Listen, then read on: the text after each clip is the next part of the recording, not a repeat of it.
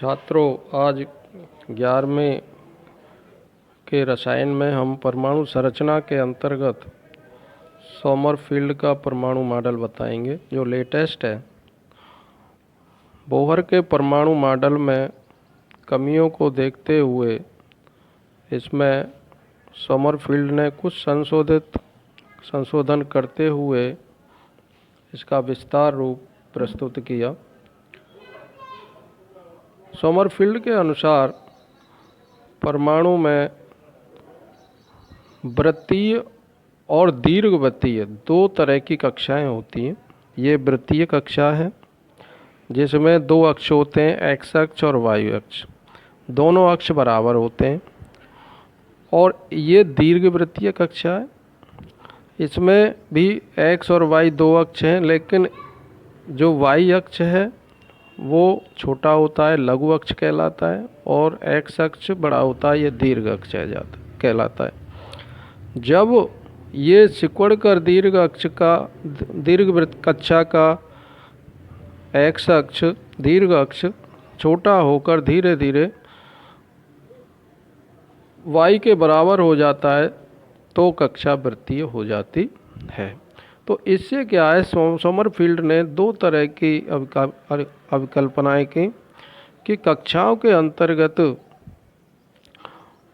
उप कक्षाएं या उप ऊर्जा उपस्थित रहते हैं। इस प्रकार ये तीसरी कक्षा है और इसमें ये कक्षा ये दिखाया गया है कि कैसे दीर्घवृत्तीय कक्षा से वृत्तीय कक्षा उत्पन्न हो रही है। तो जिन पदों में स्टेप्स में दीर्घवृत्तीय कक्षा वृत्तीय में परिवर्तित हो रही है तो उनको इस कक्षा की उत्केंद्रताएं कहते हैं। जैसे ये n बराबर 1, 2, 3 ये कक्षा की उत्केंद्रता कहलाती।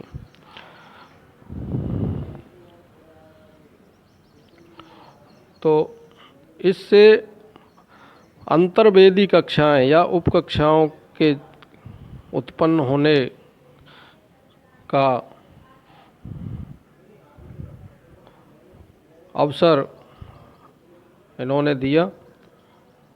तो ये जो मॉडल है सोमरफील्ड का, ये लेटेस्ट मॉडल है।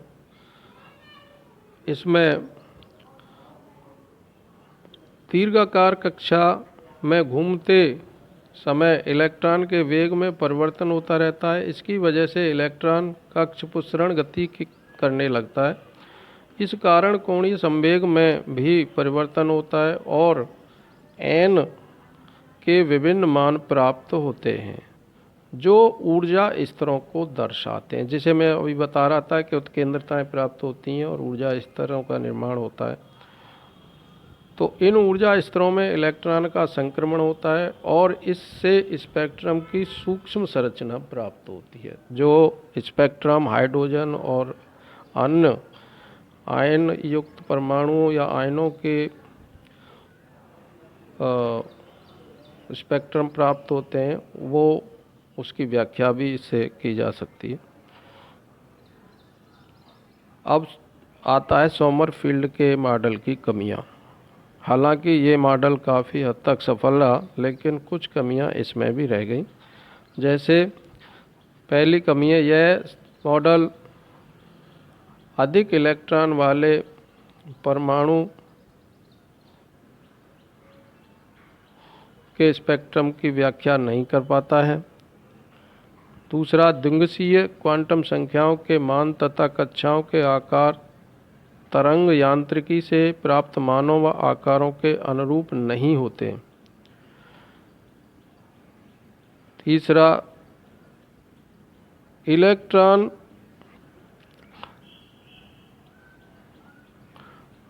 जो स्पेक्ट्रम की व्याख्या है, हाइड्रोजन का स्पेक्ट्रम जो प्राप्त होता है उसको वैद्युत और चुंबकीय क्षेत्र में गुजारते हैं तो वो रेखाएं, स्पेक्ट्रम रेखाएं स्प्लिट हो जाती हैं, टूट जाती हैं।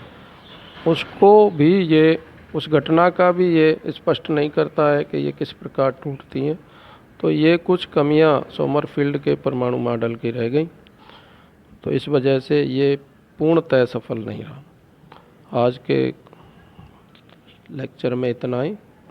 छात्रों से आग्रह है कि इसको, ये YouTube चैनल है और इसको आप जल्दी से जल्दी सब्सक्राइब करें, जिससे कि आपको जितने भी वीडियो लेक्चर मिल रहे हैं उनका लाभ मिलता रहे। धन्यवाद।